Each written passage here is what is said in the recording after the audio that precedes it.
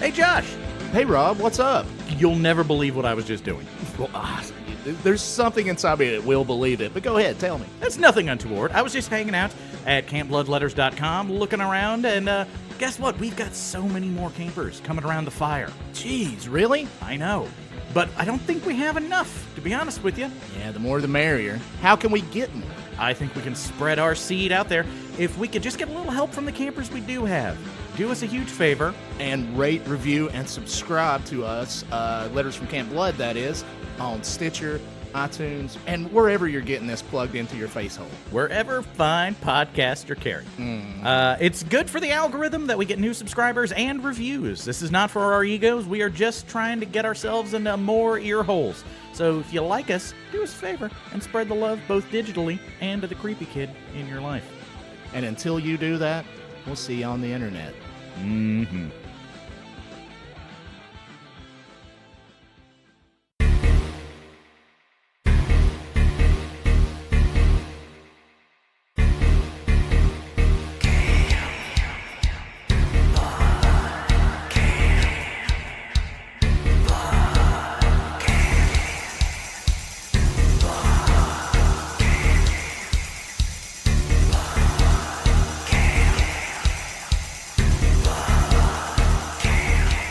You are now listening to Letters from Camp Blood.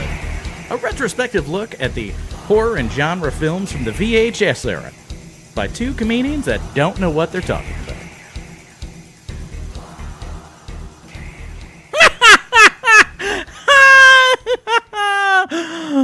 Welcome back, everybody. You're listening to Letters from Camp Blood. I am your junior woodchuck counselor, Rob Hot Sauce Haynes. Hey, it's me, Josh Lewis.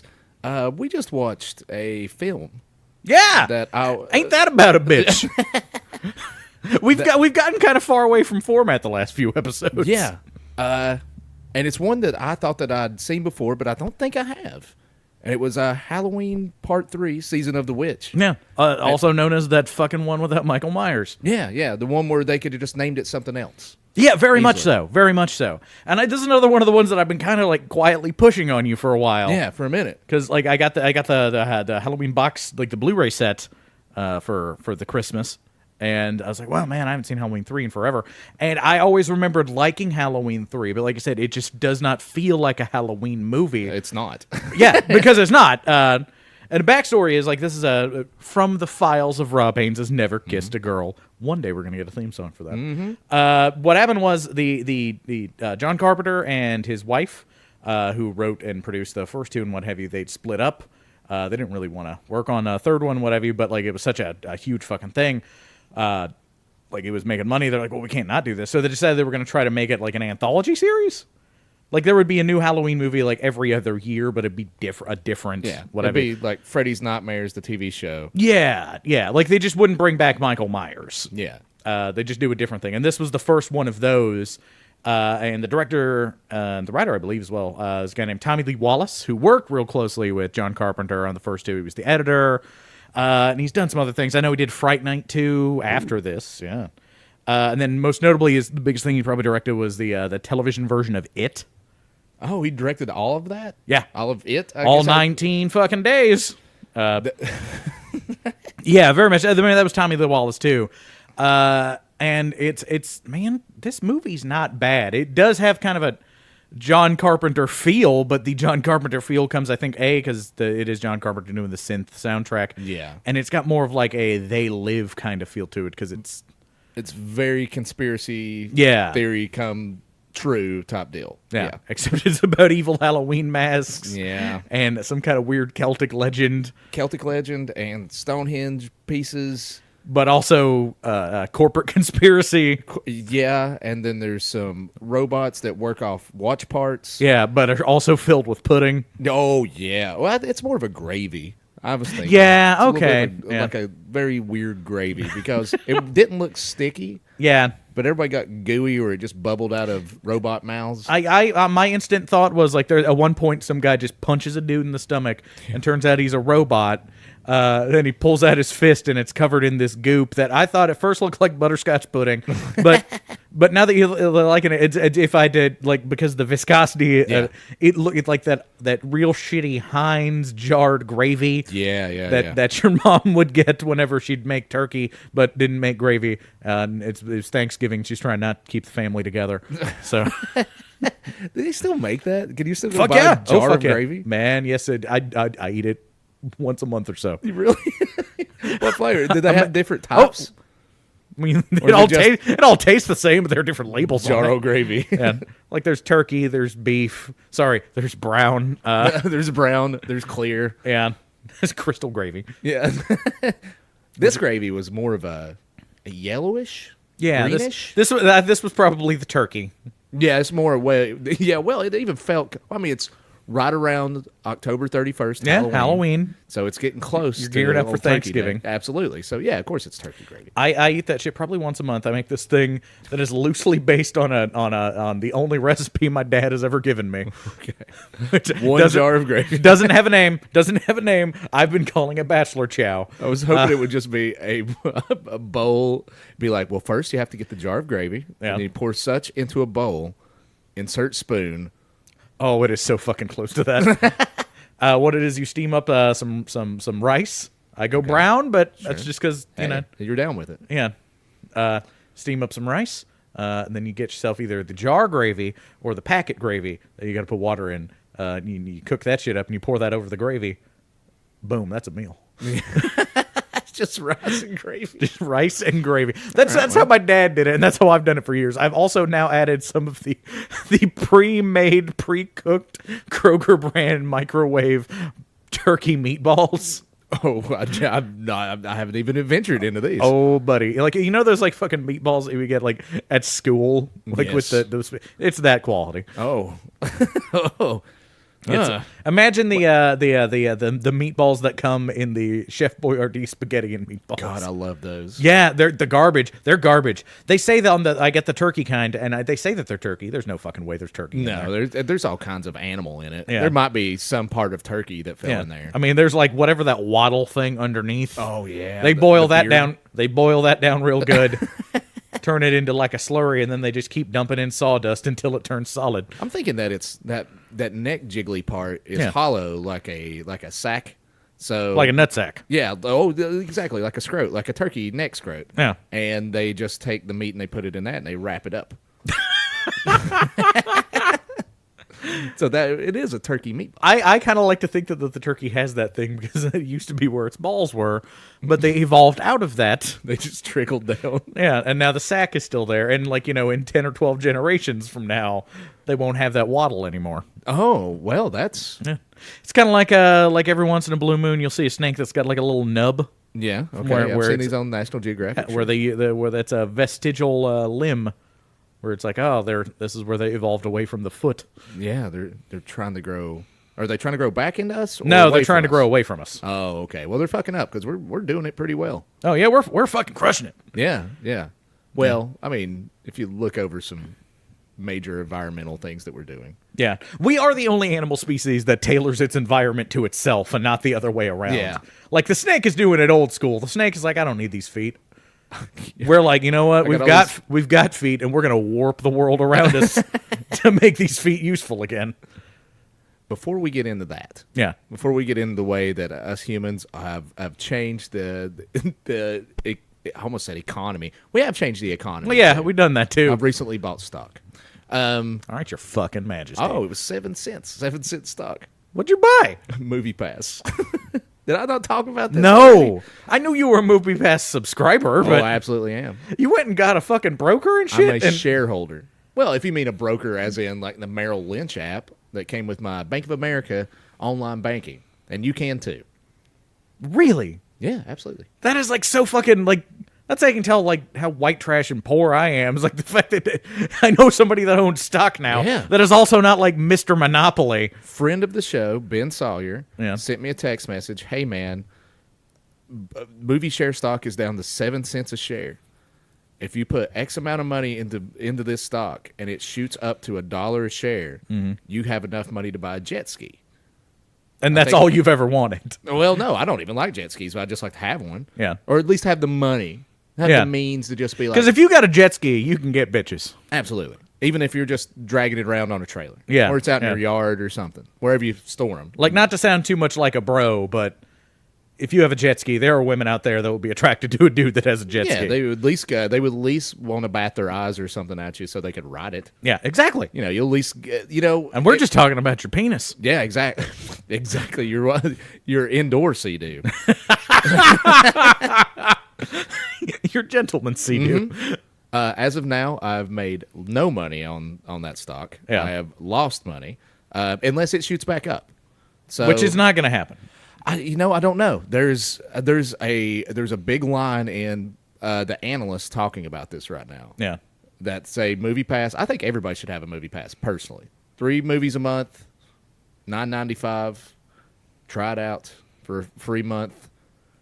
I had it like a couple of years ago when it was $40 a month, and I had it for like 2 months because I had fuck you money back then. Yeah, yeah. And I never used it, and I didn't use it enough to warrant the $40. No, I probably wouldn't use it to warrant the $40. If it shot up to $20 and I could watch 6-7 movies a year, it's 6-7 movies a month, then yeah, I could see $20. Absolutely.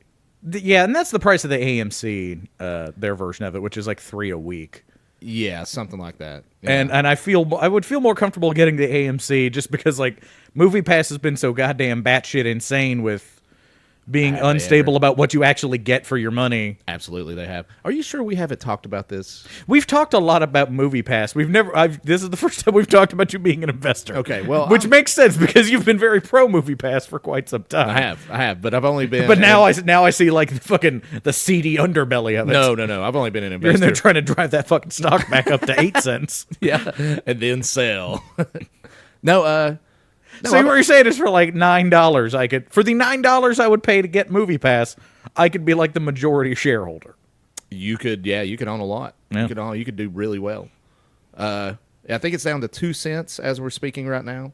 I haven't checked my stock brokerage today. Yeah. So that what lets you're you know how invested I am. I don't even know how I'm doing it. I just Google what the stock is, and it tells me. You're like those guys that like bought all that Bitcoin 10 years ago, then like I don't know, it was $20 something, and they're like all of a sudden they find out that they've got hundreds of thousands of dollars, but they don't know where to get it. Yeah, like, it's somewhere. This could be a problem. Yeah, this could be a major problem for me.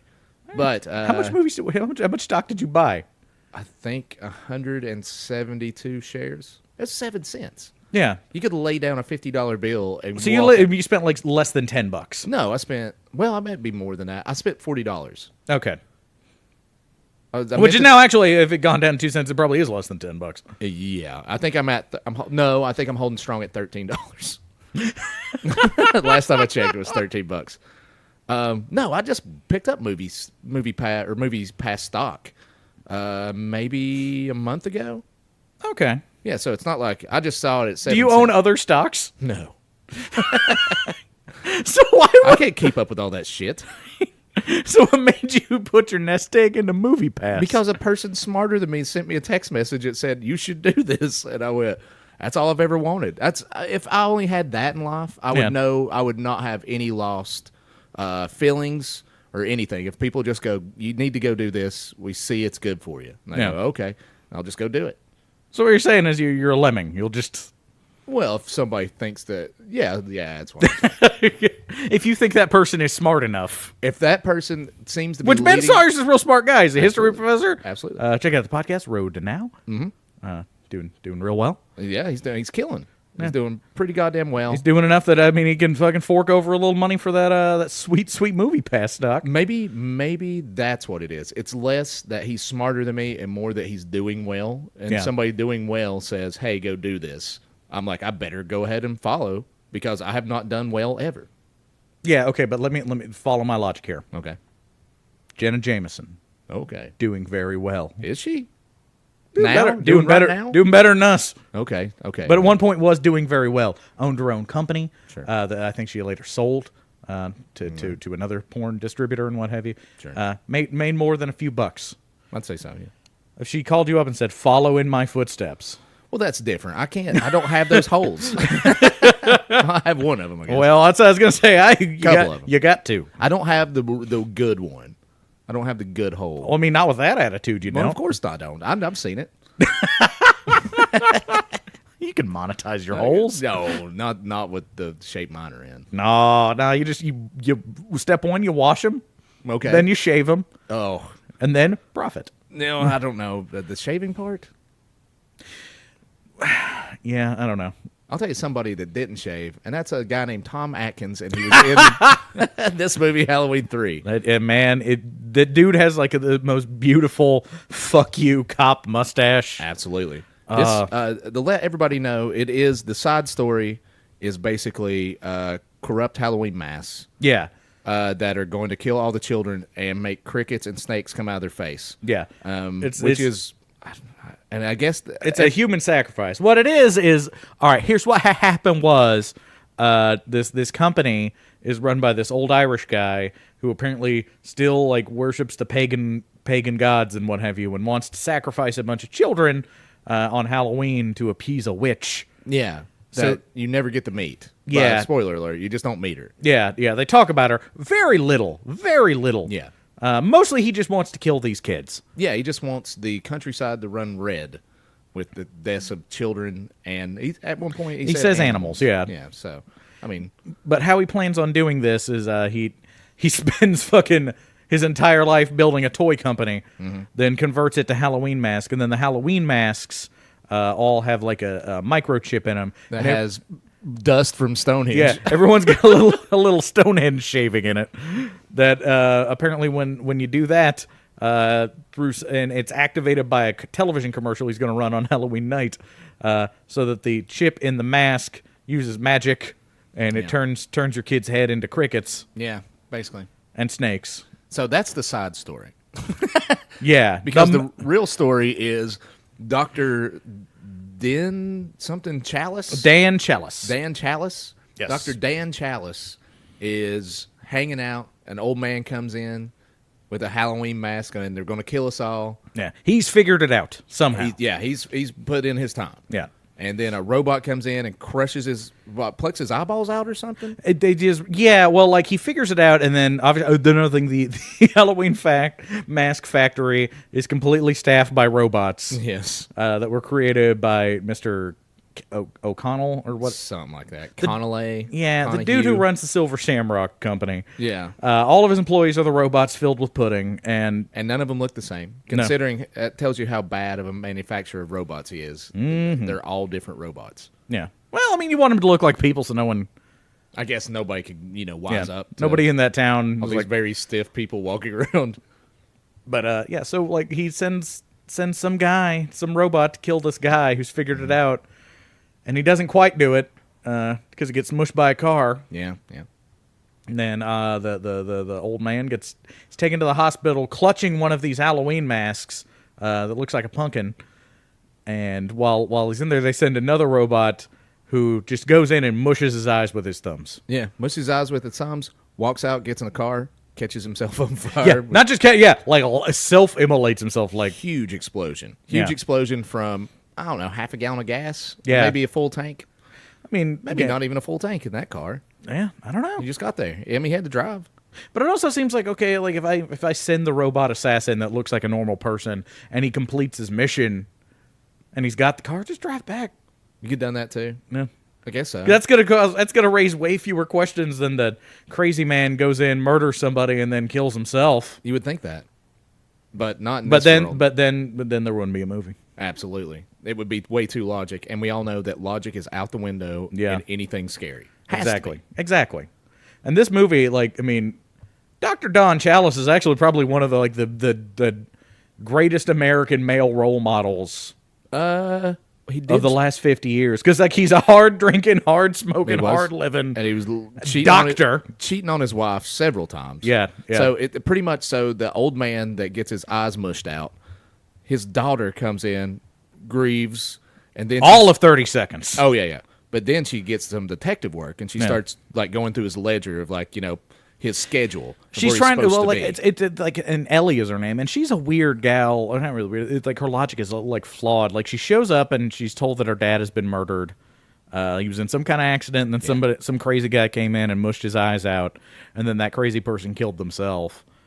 And while it might not be an answer you like, that's an answer most people would take. Like, well, it's fucked up out here. Yeah, it sure is. I'd love to know why, but I got to get back to work. Yeah, it's like some of us have a day job. Yeah, not her. Not her at all. She takes a couple of days, like 3 or 4 days. Wait a minute. Let's just get into what this movie's really about. Yeah. It's about Dr. Don Chalice fucking just wrecking shit. Yeah. Like, because her response is, I want to find out. I want to get justice for my dad. And then her dad's doctor, who he treated that guy for all of about an hour, is like, you know what? I will also take 3 or 4 days off. Yeah. We will go get a hotel room in this town. Absolutely. And we will drink high life and bang. Yeah, there's one scene where he's on a payphone while the young lady, attractive young lady, is waiting in a car for him. And Dr. Don Chalice at this point looks to be, I don't know, late 40s, early 50s. Yeah. He looks like your average, like, hard partying stepdad. Yeah, basically. Like he's probably got a Trans Am. Yeah, he looks like a Don Draper that just was not attractive. Yeah, like if Don Draper, like if you took the end of Mad Men in the 60s and just extended it into the 80s, this is what Don Draper would have become. Oh, absolutely. So he's on the phone talking to his wife. You can't hear her on the other end. Yeah, she sounds like one of the Peanuts characters. Absolutely. Like, and he's going like, yeah, I'll be back in time to take him trick-or-treating. Yeah, I'm just going on a doctor conference, which I don't even know what that is. Yeah. And just going to be a bunch of medical people talking about derp. And then he's like, okay, goodbye, click. And then he just picks up a 6-pack of beer. The 6-pack of High Life that was sitting on the phone booth the whole time. And you didn't even realize until he just picks it up and like starts strutting towards the car. Oh, he doesn't even strut. He sprints to that car, jumps in, and they just take off Thelma and Louise stuff. Fucking members only jacket, little White Snake on the radio. Oh, fuck yeah. Here we go again on our own. Yeah, they get to a city, and the first thing he talks about, because everybody in the little town starts staring at him very, like, I guess, like... suspiciously. Yeah, well, I mean, they just stop what they're doing and stare. Yeah. Because I guess they're all robots? I don't know if it's insinuated that they're all robots, but they at least all are very... Like, it's a company town for this Silver Shamrock toy factory. Yeah, because there wasn't anything there, so the Irishman said. Yeah, there's nothing there. It'll come up later, like, they when somebody is injured... People from the factory come in an ambulance and pick her up. Take you away. Yeah. Like the whole town is. And there's like video cameras everywhere. Yeah. And it's like a police state, except the police make toys. Yeah. I just love how Dr. Chalice, they pull in, they stop for a second, and she was like, I'm creeped out. And he goes, here's what we do. We go back to the motor lodge. We get a hotel room. And we figure this out. And basically he's like, yeah, we'll figure this out. Yeah. So I was like, oh, so he's just straight trying to fuck her. That's all that's all he fucking cared about. Yeah. And he does. Yeah, because that's exactly... Well, when they get to the motor lodge, first thing he says, like, should we get another room? He's like, yeah, should I get another room? I don't want to make this awkward or something. Or I'll sleep on the... I'll sleep on the floor or I'll sleep in the car. Because he also lied and said that they were married. Oh, yeah. So he kind of painted himself into a corner, wink, like, well, I can't really... Can't get another room. Don't want to get suspicious. Then she's like, well, where do you want to sleep? And then he just grabs her and they start making out. Mm-hmm. Then later on in the movie, she's wearing a negligee. So she went to her father's funeral.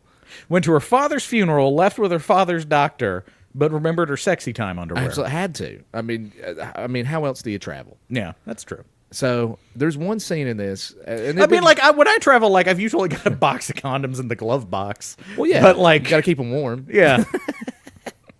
You don't want to slip on a cold condom. Yeah, but like if there was anything more elaborate, it would not be something I just left in the car. No. It sounds like she's got like her fuck me panties in there. Yeah, she's got crotchless panties, edibles. Yeah, she's got hooker boots and like a road map. But there's something that they just don't do in movies anymore. Well, I guess sometimes they do.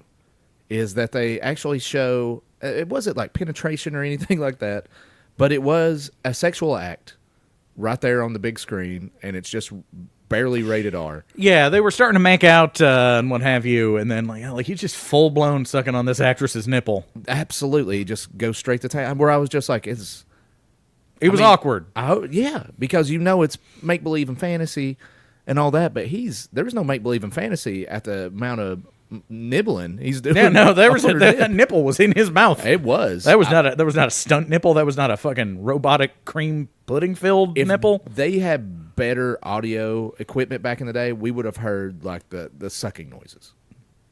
I guarantee, because it looked like it. Yeah. And she should have won some sort of Actress of the Year award, because there's no way in hell that she was like, this is cool. Yeah, because again, like even like in the well, I mean, she looked like it. She had to agree to it, I would imagine. But or something. Well, that's where you get that. I don't think she agreed to it. I think it was just the best take. Yeah. That was probably the least offensive thing he did while he was on top of her. Actually, the third take, she maces him. Yeah, exactly. Yeah, like it was man. That was back. Like I like I said, that was like in the era of like the Eric Roberts movie, where you could just sort of do that kind of thing, and it was fine. Yeah, I guess it was fine. I mean, I'm not championing anybody right now, but it was one of those deals where I was like, I do feel sorry for her. Right? Oh yeah, I feel sorry for her. Like I'm sure there was an implied pressure or whatever, but like it's. At some point, she had to sign the paperwork saying that it's okay for you to release this film. Yeah. But here's my thing, like, I'm not against porn as long as everybody involved is consensual. But as long as everybody goes, yeah, I'm doing this for the right reasons. Yeah. But here's the thing: it's not something I do in groups. It's not something I watch with other people in the room. No. I have. Have you ever done that? Well, watch porn. Well, like I've watched like porn that is like weird. Okay. Like you know, the two girls, one cup. The hey, look at this. Okay. Look at this. Like somebody shoot fire out of her vagina. Like that kind of. That's different. Yeah, I don't find that. I've never watched porn for the salacious purposes that porn was intended. Yeah, in a group setting. I have came to somebody's house before, and they're like, "Hey, we're gonna watch this porno," and I'm like, "Is this for real?" And yeah, I've gone to somebody's house and then done that, and then said, and my response is, "No, we're not. Yeah, we're not doing that. I'm too polite." Yeah. And I didn't watch all of it. And thankfully, nobody did anything that you normally do while you watch such films. And yeah, it was a weird experience that I'm sure most men have had. Well, I mean, especially like before the advent of the internet or even the VCR. When you had to watch, like, when porn had to be watched on, like, 16 millimeter. Like, you had to get a projector out. And yeah, you had to find a friend with a projector. Yeah. That was the thing. That's how stag parties became a thing. It's like they'd get a fucking stag film, and they'd all get together in a group and watch, because it was a fucking production. You had to get a screen. You had to get a thing. You had to spool it. Popcorn had to be popped. Yeah. There's a joke to be made about butter. Absolutely. Or just having the popcorn box on your crotch. Yeah. You know, we could keep on going. We could, but yeah, that's how you experience porn, or you went to a fucking theater. Yeah, that's a thing that doesn't exist anymore, isn't it? No, not anymore. That was a huge thing, and especially in the '80s, right around this time that this movie was made. Again, before the advent, like when everybody had a VCR and shit. Like if you wanted to watch if you wanted to rub one out, you Petey Williams, you fucking Petey Williams, yeah, you know, you Pee Wee Herman'd it. You fucking you went to a fucking theater and then you watched porn.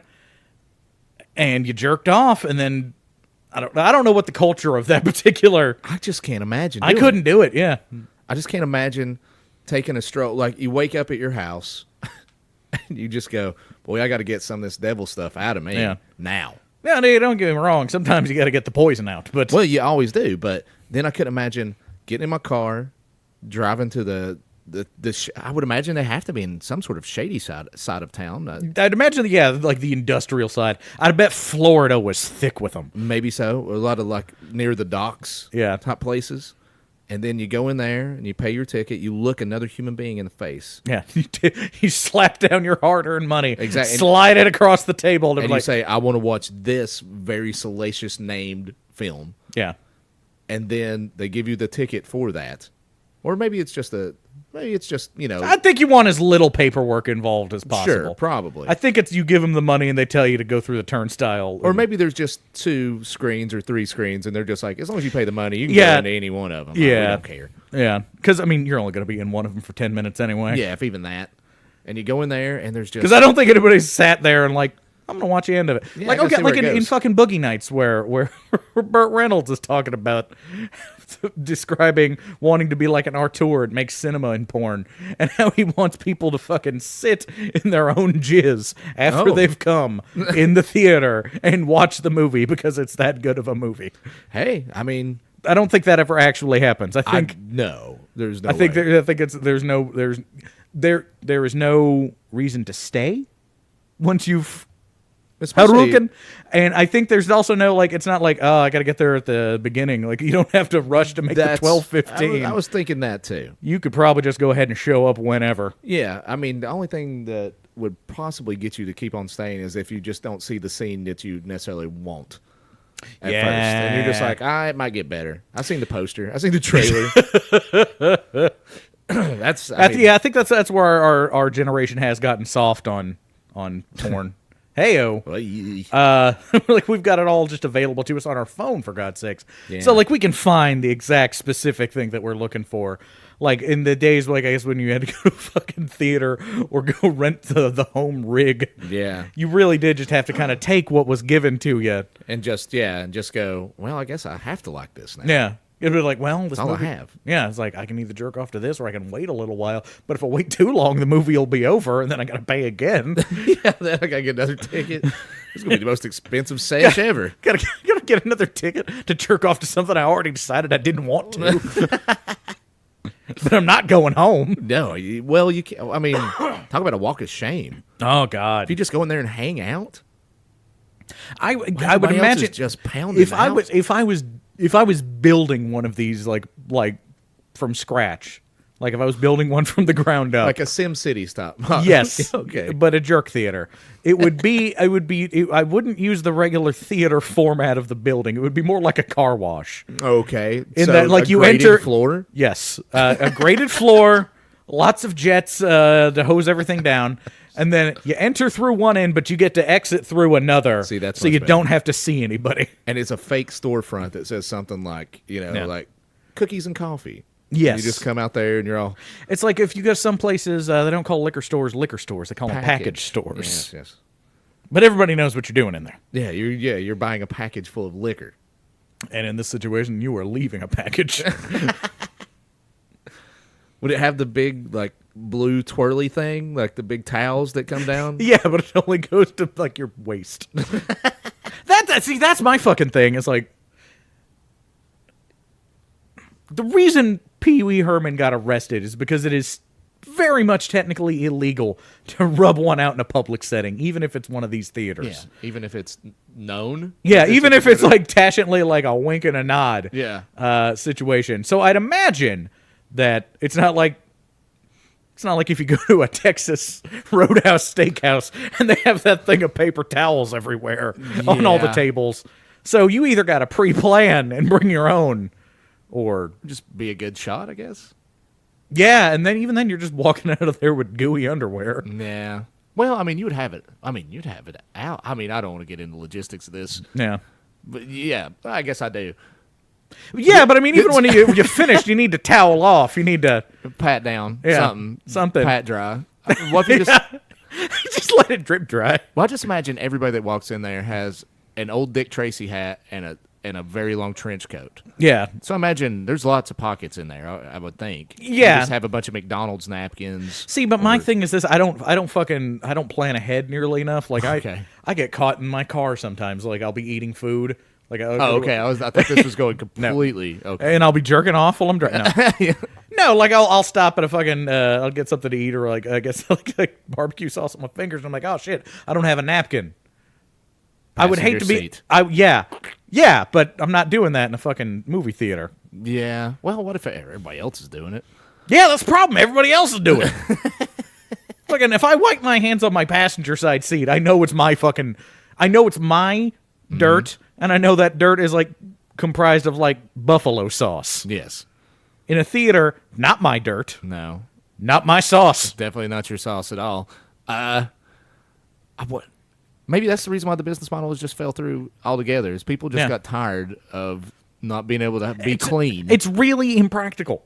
It's very impractical. The internet is the only thing that makes jerking off it's crazy that a feasible concept. I mean, in the world that we live in today, it's hard to believe that it ever existed. Yeah. That people could go into these weird theaters, do very private things in very public places. I look at it the same way that I look at like the pioneer times when they only had like that stick and a hoop to keep themselves entertained with. Yeah. The same way. Like it's as barbaric. It's and outdated. Yeah. For the love antiquated. Yeah, even if let's say a Walking Dead type occurrence happened. Yeah. And a full scale apocalypse, we probably still wouldn't go back to playing with stick and hoop. No. So if the internet goes kaput and there is no VCRs or DVD players anymore for whatever reason, whatever cataclysmic virus that destroys the internet, DVDs, and VHS tapes. Yeah. You think people would go back to the jerk theaters? I think eventually we would have to get there. Cinema strokes? I mean, that's not going to be the first thing. Like, we're probably going to fix the dam first, but I would hope. Well, you I know. mean, if the internet and VHS goes down, I don't think the dam's going to explode. I mean, you know what I mean? Like, we're probably going to hook the telephone and the wind turbines up first. But, after a generation or two. Just imagine once we've gotten to the point where we have the luxury of jerking off. The only thing that's affected like by this apocalypse, DVD players. Yeah. Or even just DVDs. So you just have a DVD player and there's nothing you can do with it. Yeah. VHS, which is already borderline antiquated anyway, so it's hard to find. It's a media-based apocalypse. It's a media-based apocalypse. But the only thing that's still kicking, reel-to-reel projectors. I still think we'd go back to like we used to kick it in fucking middle school, and we just get the Sears catalog. Yeah, that makes sense too. You know, but I think still people would be like, they've already seen things happen in motion. Yeah. It's hard to but go back to again, static images. I think we would get away. Like, I don't think we would ever get back to the point of doing it in a group setting. Yeah. Like the first now that we know that it's possible to have it on your phone or your tablet, we would just bypass theaters and reel to reel and work on it until we get that shit working again. You got too much hope, Rob. See, maybe it's because we'll have a stiff dick roadmap. Keep going. It's like we already know what you can do. The people that were doing like the people that invented the jerk theater, what have you, they were blazing their own trail. They didn't know where the possibilities were. That was the best they could come up with at the time. Oh, they were shooting from the hip, I guess you would say. Yes, and elsewhere. And a little to the left. Back and to the left. But see, like if this jerk apocalypse happens. Yeah. I think you'll be the one that's still like so hopeful that you may die.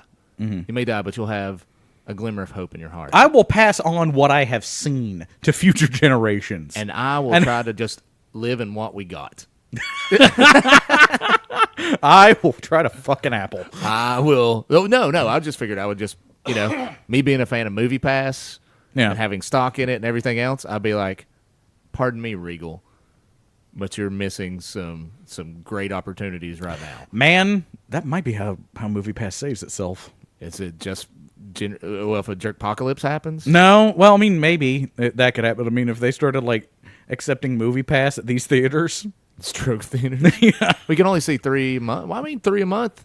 Yeah. I mean, you see Transformers, you see fucking Ant-Man. You got one left. Might as well just go ahead and fuck it. I'm going to go to the Pussycat Theater. Some woman does another town. Yeah. And that's all. That's another thing like in porn. Like, I think back in my day, like back when like you had to go rent a movie or something like that, like you rented a movie and it was a movie. Like there was acting, there was a beginning, there was a middle, there was an end. Oddly enough, yes, there was. Yeah. But now, like, I think kids today, like, they've grown up with, like, the 5 to 10 minute clip, and that's what porn is. I like a little storytelling. I like a little, and even then, like, it's not even like there's a whole hell of a lot of story that you can get by in the 5 minutes. It's like, hi, my name is Doug. Awesome, I'm Sheila. You want to fuck? Yes, I do. And then, it might get a little weird in there in the middle, but, that's pretty much all that you don't know why they're fucking. You don't know if a bomb's going to go off or something. They could... Yeah. I'm actually trying to Google if there's any adult movie theaters left. Oh, please don't. I think there is. I don't want to know. Oh, my God. There's, according to the Yellow Pages, the best 9 XXX movie theaters in Nashville, here in our lovely... Jesus! I didn't know there were 9 movie theaters in Nashville. Oh, there's plenty of movie theaters. Yeah. Best adult movie theater. I mean, maybe they're thinking of adult as a different thing. Yeah, they're thinking of like the places where you can get a meal. Yeah, they're the seats recline. No kids allowed. Yeah, adults. Yeah, this is weird. It's like that episode of fucking Seinfeld where Kramer starts going to the dentist that has the no kids policy. Because he says that way he doesn't have to watch his language.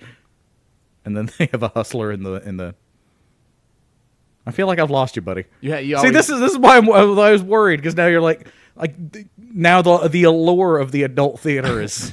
I don't want to go to one, but I wouldn't mind driving by just to see like the dude walk out with the big sunglasses or something. Yeah. Just like, and I'd just be like, oh, that's precautionary tale. Yeah. Then never go into the adult theater. Yeah. You know what? You know what I feel real bad for is the people that work there. They had to know what they were getting into. Nobody goes in that job as glamour, or it might be a family job. That's true. It's a family business. I actually did know some people that like their family business was they own a bunch of strip clubs out in fucking Nevada. So I mean, I get that. I get that. Like, I guess like a mortician or something. You kind of grow up in it. Yeah. You know, because if you've ever talked to somebody that's like, yeah, my family embalms people.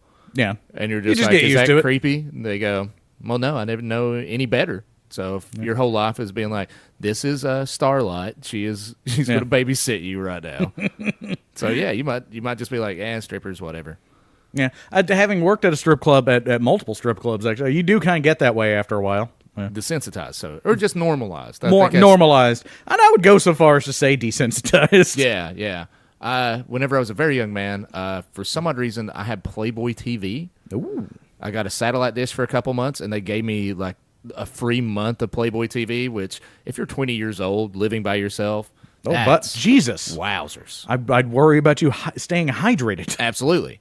And it's not that great. You become very normalized to it, and it's just a lot of people talking about things that they could do or have done. Well, like I've got satellite radio, and on the upper channels, I recently found out that I have Vivid Radio, like Vivid Video, the porn company, has a radio network, and it's just all porn stars either talking to, like, porn stars trying real hard to be Howard Stern and it not working. Yeah. Or about half of it is porn star, like these sad dudes calling in and having like 30-second phone sex conversations with porn stars.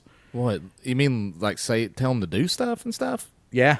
Yeah. Or just like describing like what they would be doing it together. And it's always like this, like I said, a porn lady who's like, oh yeah. And then like the saddest, most timid, like, yeah. It's like, like listening into somebody's like phone sex line. And it's not as fun as you think it was going to be. No, I didn't think that was fun at all. Well, no, it's like when I found it, I was like, oh, I bet this is going to be great. And I'm like, no, this is terrible. Yeah, this is sad. Yeah. It's sad. There's some dude just sitting at home just like, I can't wait. He pays $200 a month for Sirius or something. Yeah. And because that's the thing. It's like, man, like you could just call like a private phone sex line if those still exist and get this experience. But what you're doing is you're paying. It's about $15 a month to get the full gamut of Sirius satellite radio. Is there such thing as phone sex still? Shit, if I know. I'd imagine it's all texting now. But I mean, texting you would be like a bot. It'd be a robot. Yeah. I found a Santa robot like that once. Did you have phone sex with it? No, but so it was like santabot.com or yeah, something? like it'll text your kids or something like that. Yeah, but you could just it'll text pictures of its dick to your kids. to kids to let them know who's boss. Mm-hmm. A little stocking stuffer. But I would just ask him all kinds of stuff. And I did this. I would get high and just do it for like the better part of an hour. And I would just be like, he'd be like, hey, what's your question?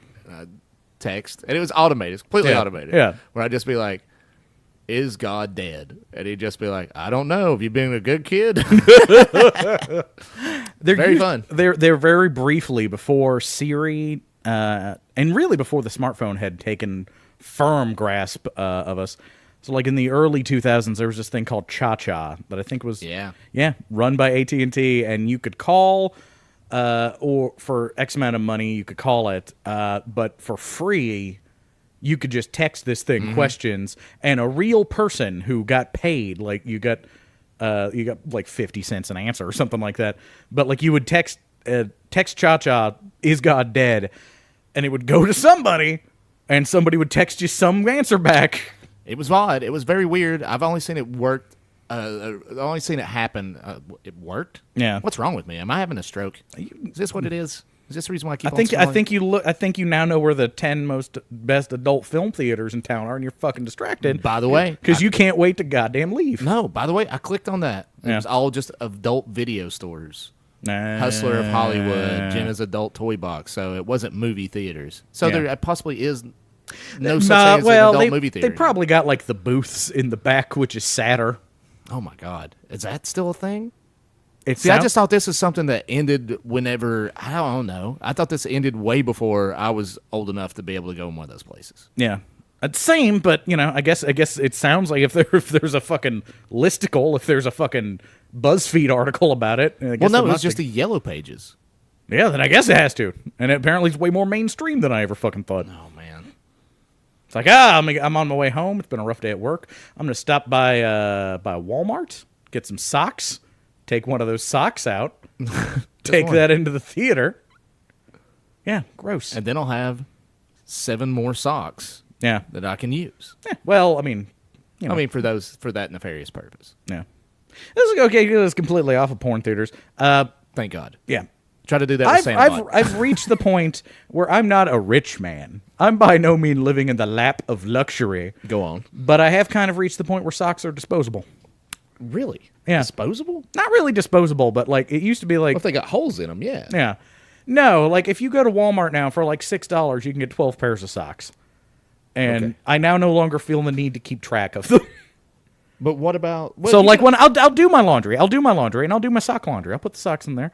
But here's the thing. If I put 10 pairs or if I put 10 socks in there and you only get 7 back, which is the hack joke from the 80s, I'm 100% fine with it. Yeah, because I'll just go buy more socks. Well, I have a lot of mismatched ones. Yeah, you just throw those away. No, I pair them to the closest other mismatched sock, and I go with that. I do. I've developed a brand loyalty now, so that like I do kind of like when I do buy the 12-pack of socks, it's always the same socks. So it's not. I don't have like mismatches are not a problem for me anymore. So what's your brand? Whatever. Gildan. Yeah, I was gonna say whatever the $6 for 12 pair black Walmart sock. The one that comes to the mid calf. I don't care for the ankle socks. Those. Okay. Yeah, I don't care for them, and I will not stand for the no-show socks.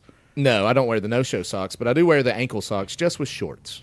So that's the only time I wear those. You only wear them with okay, I gotcha. I was okay. Yeah, even with shorts, I wear the calf sock. Anything else, really? Yeah, because you can push them down, but you can't pull a calf other one up. Well, I mean, you can just a little bit, just. Yeah, but not like to the area which I feel. By the way, I'm wearing shorts right now. I'm displaying, Rob, that you can. I believe you. Grab a handful of this sock here. Yeah. And you just go straight up to the knee. Okay. Now, the bottom part's ripped completely out. And it just kind of looks like a knee band at this point. Yeah. But. Well, it's like I saw a thing. There's a kerfuffle now involving Nike and Colin Kaepernick, and the big thing is fucking idiots and rednecks and the ultra conservatives are sticking it to Nike by cutting the top part, the ankle part, off of their socks. Yeah, the part with the check with on the it. Nike check on it, and I was like, dude, those are just gonna fall now. Yeah, you just gotta go buy new socks. It's gonna bunch up in your shoe. Yeah. And also, can I say, and the other liberal standpoint of it, just so we have the yin and the yang, is a lot of people are saying Nike's doing a great job by supporting a guy that only wanted to show social injustice. Yes. While they are running sweatshops in Indonesia. That's exactly what I was about to say. So there is no clear winner on this. No. And I liken it to, like there's a big controversy out west if you've ever had the greatest hamburger on the planet from an In-N-Out burger. No, I haven't, but I'd love to. Oh, they're great. They are fucking great. But like it's either the In-N-Out company or their CEO, they gave like $25,000 to the state Republican Party. And everybody's like, you can't go to In-N-Out Burger because they gave money to the Republican Party. Number one, everybody calm down. First and foremost, if we only ate at restaurants or did business with companies that aligned with us politically, because the country is roughly 50-50 one direction or the other, it would literally mean throwing half the country out of work. Yeah. Secondly, they just gave the money to the Republican Party, who I don't agree with on many, many things, but they're not evil necessarily. It's just their choice. Yeah. I mean, I think Trump's a moron, and I think he's doing a lot of sketchy things, and if they were giving money to, like, groups that, like, purposely, like, whatever the opposite of killing babies is. I guess saving them, Reviving. No, if they were like giving a bunch of money to like turbo right wing causes, like beyond the pale right wing causes, that would be an argument. But they're not. They're just giving it to like it's a business giving money to the pro business party. Yeah, why wouldn't they? It's fine. Yeah, it almost doesn't make sense for them not to do that. It's not that big of a deal that I'm not going to eat lunch. Yeah. We had the Chick-fil-A. The Chick-fil-A I was about to bring up. It was like, man, that was another situation where it was the CEO, not the company in and of itself, giving money to. I think it was was it an abortion? No, it was something gay like rights that, like or something. pray the gay away type stuff. Yes, which again, that right there was on the border of what I found troubling. But it wasn't the company in and of itself. It was just a guy that works at the company. Yeah, who's allowed to do with whatever they fucking want with their money because it's their money. That's the argument that I actually use again. And it doesn't mean you can't eat a tasty chicken sandwich. I know several fucking gay people that have worked at Chick-fil-A, and they say it's creepy, like it's as culty as you think it's going to be, but no one gave them shit for being gay. They gave them shit for not wearing a tie to work at a at a Chick-fil-A, but that was you knew that when you signed up. Yeah, you have to follow the uniform code. Yeah, and my philosophy on it has always been. I hear people on the right say that like when somebody does something, like when the government does something with the tax money, that that's our money they're using to fund Planned Parenthood, this, that, and the other. And I was like, no, it's not. As soon as you paid your taxes, that no longer becomes your money. Yeah, you've got to quit. You lose ownership when you give it away, and you have to pay your taxes because that's the tax. That's what you pay for the right to live in this country and have all the shit you want. So you don't like. Same token with the money being going like in and out giving money to the Republican Party. It's like you can't really shit on them for giving money to anything because you bought a hamburger. Like you got the thing that you wanted out of it, and after that you have no control over it. Hey, I'll take it this far. If you want to boycott all the places I like to eat, do it. Yeah, that way I can go there and never wait in line again. Yeah, and I'll sit down and have a nice quiet. I guess that's where I'm saying, unless they're lopping the heads off of children or something, my politics do not extend to lunch. No, my gut. I think that's where we could come together. I don't think my gut, my heart, my mind are all in line. Maybe I'm wrong. Maybe that's the chakras. Is that the chakras? The head, the heart, and the gut. I think your dick's in there somewhere. It might be. So there's 4, I guess. Yeah. But I don't think they always line up. No, mine almost never do. Yeah, I'm trying to think the last time my mind and my dick were just... Yeah, actually, no, never mind. That's true. Yeah, that lines up quite a bit. Well, I would go so far as to say that mine never line up. Mine damn near are diametrically opposed to each other. Sometimes they're at great odds. And then once my heart gets involved, oh my God. Oh, once the heart gets involved, that's horrendous. I don't wish any of that on anybody. Yeah. What I'm saying is, guys, don't have feelings about anything. Eat whatever you want, and know that having sex again is probably a bad idea. Yeah. And stop voting. Yeah. Stop voting. What I want you to do, guys, is I want you to go to your room, and I want you to never come out. Yes. Don't lock the door. That's what I'm going to do. Don't lock the door. Prove it to yourself that you can have the wherewithal and the fortitude. Yeah. To not walk up to that door, open it, and go, I'm going to have a good day. Yeah. Here's the thing. If you don't play, you can't win, but you don't lose either. Exactly.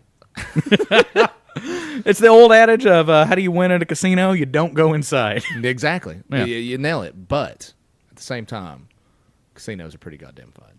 Until you see some really sad person.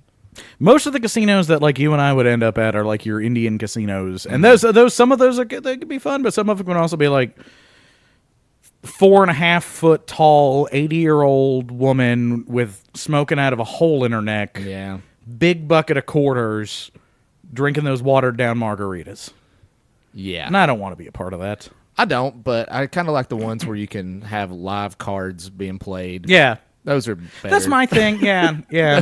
those are less sad.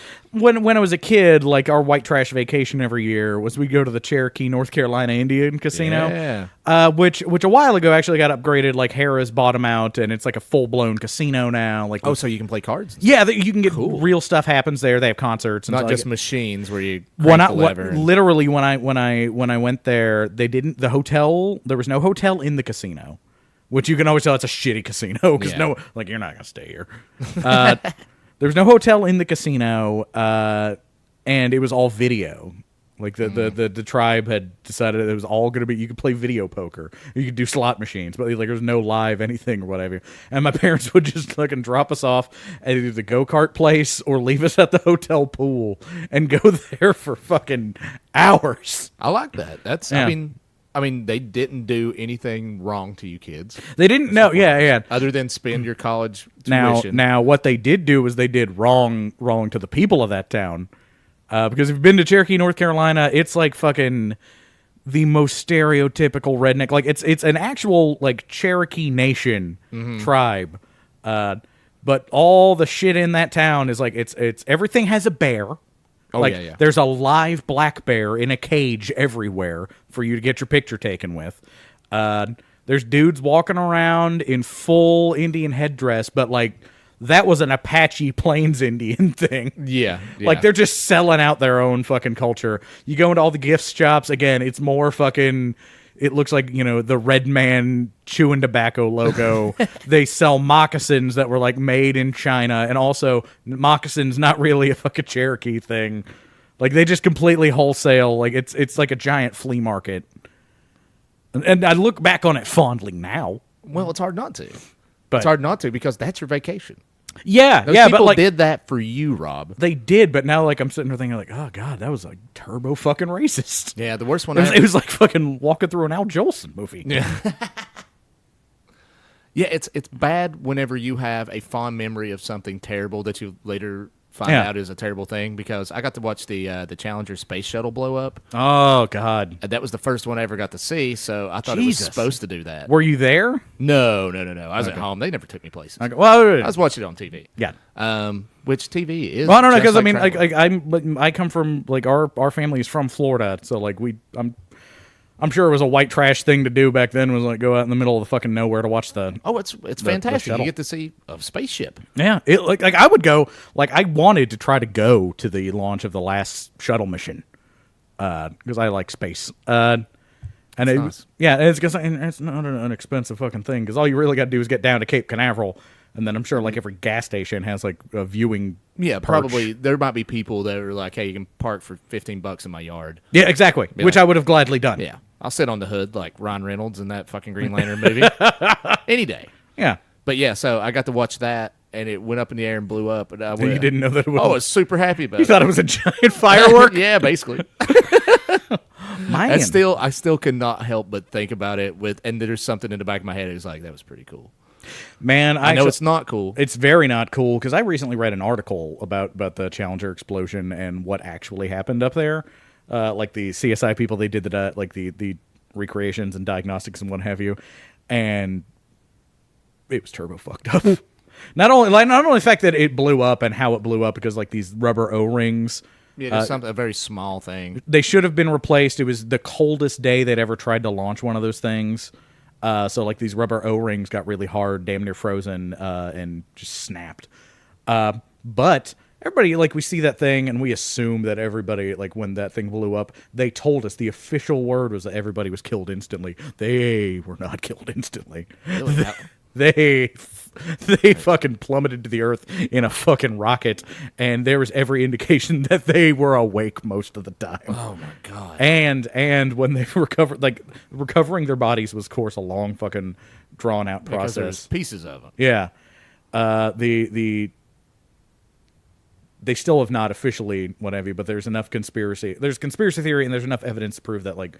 They found those guys' bodies and essentially just moved them all around the state of Florida in barrels for weeks while they were trying to not let people know that they died in agony. Oh, okay. Yeah. Because, I mean, again, it was like, hunks of shit. Well, I mean, I don't know if that really helps the American people to be like, hey, these people that were almost heroes. Yeah, like I get why in agony. I get why they wanted to do it, Everybody but man, clapping. Fucking, you don't put them on like. There's at one point like they were just getting shipped from one Air Force base to another in a flatbed truck in barrels. Like treat them with a little dignity.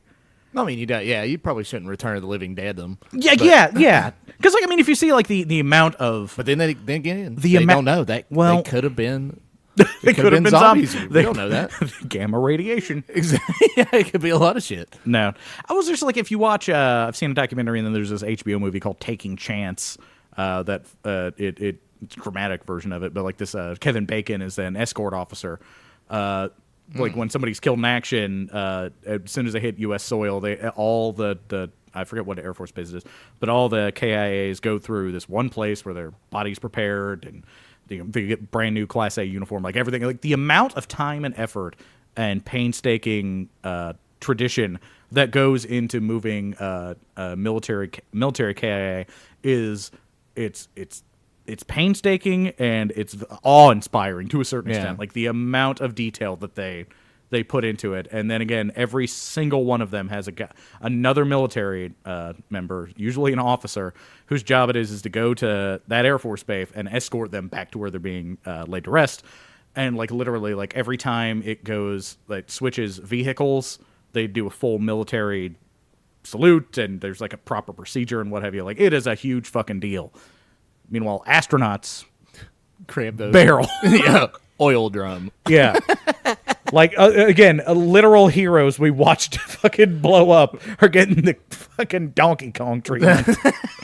That would be and that's fun. Fucked up. Be like, that is listen, fucked up. We hired a giant gorilla to pick these things up and move them. And this fucking Italian keeps running after us with a mallet. Yeah, it's bullshit. So yeah, Halloween 3. Yeah, it was real good.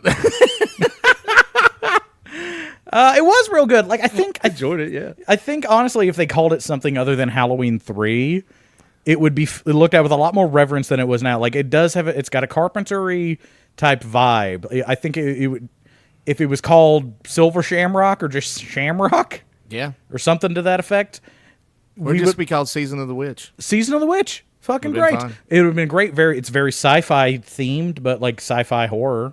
Yeah. So I mean, it's not as great as The Thing, but it would be like very much tonally in that same place. Yeah. So yeah, that's our official opinion. Yeah, Halloween 3. Watch it. Yeah, give it a go. If nothing else, just to see an old man kind of just get the last booby in his mouth he's probably ever going to have. Nah, I don't know. Well, he was. Well, again, if you're looking for the definition of big dick energy, it's Dr. Dan Sherrill or whatever his name is. Because, like, again, he's just got this swagger about him. He does. Everything he does, he's either taking a hard drink of liquor, just like a drink of hard liquor, rather. Yeah. And then just going, I'm going to run down here and punch this robot in the face. Well, yeah, because like I said, this dude is a true American hero because he fucking is the textbook definition of functioning alcoholic. Because the only time we really see him sober is right there at the beginning at the hospital. And if he is sober, it's not by choice. No. He just knew he had to keep his hands. He just had to not have liquor on his breath while he was ripping people's appendix out. Like as soon as he gets the chance to go investigate a murder, opens with a 6-pack of High Life, gets to the hotel, gets a bottle of booze. Like he's just constantly got a drink in his hand. There's another chunk before. Like he meets that girl and they decide to go to investigate the murder at a bar. Yeah, because he's chain smoking. Yeah, he goes. He gets off work and he's like, got another long shift tomorrow or something, or I'm off for the next day or two. So he goes straight to a bar and just starts getting waylaid. And like an old man bar. Like he's the only person in the whole goddamn place. Like it easily could have been a VFW. Yeah, a fucking closed up VFW. Yep. Or it could have just been some dude's basement. Yeah. And they just, hey, Tommy, will you pretend to be bartender for me? No. Yeah, I guess I will. Dan. No. But yeah, and again, the amount of stuff he is able to accomplish while that fucked up is impressive. It's like his superhero. It's almost like Superman's son. His is fucking old granddad scotch. Yeah. So, he encounters like again, he's fighting off a fucking vast government conspiracy. He's punching robots apart. Yeah. He's doing it like fucking 7 fingers deep into a bottle of bourbon. Yeah. And he's doing it like he's thinking on the fly, like he's thinking of ways to sabotage all this stuff. Yeah, he knows how to fucking operate the weird Star Trekian computers. Yeah, he just goes up and pushes some buttons on it. Looks like a top rodder. Well, it's because like even at like this movie came out in 1982. which means we had computers. We knew what computers looked like. The movie War Games was probably out at that time. Oh yeah. So like we didn't have like the fancy computers. Like I get it. I get why there's no iPad in the movie, but like this is just like some buttons and then in front of a panel that has Christmas lights behind it. Yeah, like a lot bright.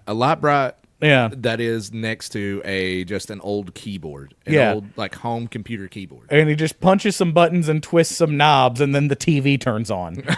Yeah, and it's like, wouldn't it just a regular remote control be a problem? And a sober man could never just come up with that type of confidence and go, yeah, I got this. I've never seen this before. I don't know how to operate it, but stand back, lady. Let me handle this. Yes, but yeah, it was good. Yeah, it's a pretty fun movie. Yeah, it's. I would say it's better than like there's what we call the party movie, which is you put it on the background and then you get consumables and you do those and then it's fine. It's just running in the background. This like you can sit down and pay attention to it. You can sit down and watch this, especially during like the actual Halloween season where you're craving a lot of horror movies and they're not all going to be great. You can't watch The Shining every day. True. So you watch something like this. It's kind of like They Live Junior. Yeah, very much so. Yeah. Again, it's the watered down version of it. Yeah, it's absolutely They Live made for TV. Frankly, if Rowdy Roddy Piper had been Dr. Dan, would have been just as good a movie, if not better. Absolutely. So less believable though. Yeah, Rowdy Piper's a doctor. Well, it's true. At least I can believe that this guy was a doctor up until he just started drinking so goddamn hard to where I was like, there's no possible way this guy could ever be a doctor. See, it's not so much the drinking that pulls him away from being a doctor. It's the fucking smoking that he does. Like he's chain smoking the entire movie. And even in 82, we knew it was bad for you. Yeah. Like we were only at like a generation removed of them giving you the cigarettes in the hospital to calm your nerves. Yeah, exactly. Where nicotine, it'll calm you down. Yeah, but we also like by then we knew that you're not supposed to do this. Yeah, anytime you inhale, anytime you're breathing fire, probably gonna shave a little time off the end of the clock. Anything that makes you cough initially that you have to get used to. And I used to smoke. I still I'm trying to. It was just trying to look fucking cool, and that's what society told me I had to do. Hell yeah. Because, that first drag of it was a lucky strike, mind you, which is like smoking a chicken. Grew up in the 30s. Yeah. It was like smoking a chicken bone. Because it seemed, again, I just picked the coolest looking one behind it because I bought him from the grocery store I worked at. Sold him to myself. Yeah, it was like I remember taking the first drag off of it and I was like, oh, God, I never want to do this again. But, all the cool kids did. My parents did. Everybody does this. I can't if I don't smoke, I'm weak. See, I was the exact opposite. See, now I can't run. I was the exact opposite with cigarettes. Yeah. I took a draw off one. I went, this is terrible. Yeah. Looks like I'll be doing this for a while. And I did. I did for a very long time. It's like, I hate myself. Yep. I said before, I said again, I've got the Planet Fitness membership again, and if I ever do start going, baby steps. I've been paying for it for 7 months now and haven't gone. But if I ever do start going, I think I have to start smoking again because I need my body to know that while I'd like it to last a little longer, I'm still actively trying to kill it. I got a friend that recently started going back to the gym and getting healthier and all that stuff, but he does a thing where he goes, he has a reward system. So he'll go work out. He can work out X amount of time, and he gets X amount of cheeseburger. It's true. It's true. He's been going a lot. That's still it's a zero-sum game. There you go. But I mean that's how he does it. He's almost getting healthy. Well, good for him. Rest of the time he eats a little bit better, but then all of a sudden he'll go to the gym just because he's craving a cheeseburger. All right. Well, good for him. Indeed, good for him. Anyway, I guess it's about that time. Go ahead and wrap this guy up. There's no real point in playing Fuck, Marry, Machete again. No, there was only there's 2 to 3 women in the whole place. There were 2 women. There was the rest were robots. Everybody else was a robot, and we've already had the long fuckbot conversation on this show we have. way too many times. Yes, we have. And I'm for him. Oh yeah, I'm definitely not against them. Yeah, because when he when he finds out that his lady companion is a robot, it tries to choke him. And in my head, I'm like, man, you probably reprogrammed that. Was she a robot the whole time? Is what it was trying to say? I think what it is, she gets captured about midway through the movie, and you never see her again. Yeah. And then he rescues her almost as an afterthought, mind you. Yeah, I forgot she was even in the movie. I forgot she was even in the movie, and Dr. Dan kind of forgets she's in the movie because he's just trying to get the fuck out of that creepy toy factory and happens across her. She just kind of walks out of a door. Yeah, she's just like, and he's like, oh, fuck, yeah, let's get the hell out of here. Yeah. I was looking for you the whole time. Yeah, the wink, young, wink. hot woman I just sucked on your tit a little while ago. Yeah. It's like, I'm going to go home to my hedgehog of a wife. This is bullshit. But no, like, I think from that point that she is released, they tricked her. She's a robot. And from that point on, yeah, whatever. Yeah, whatever.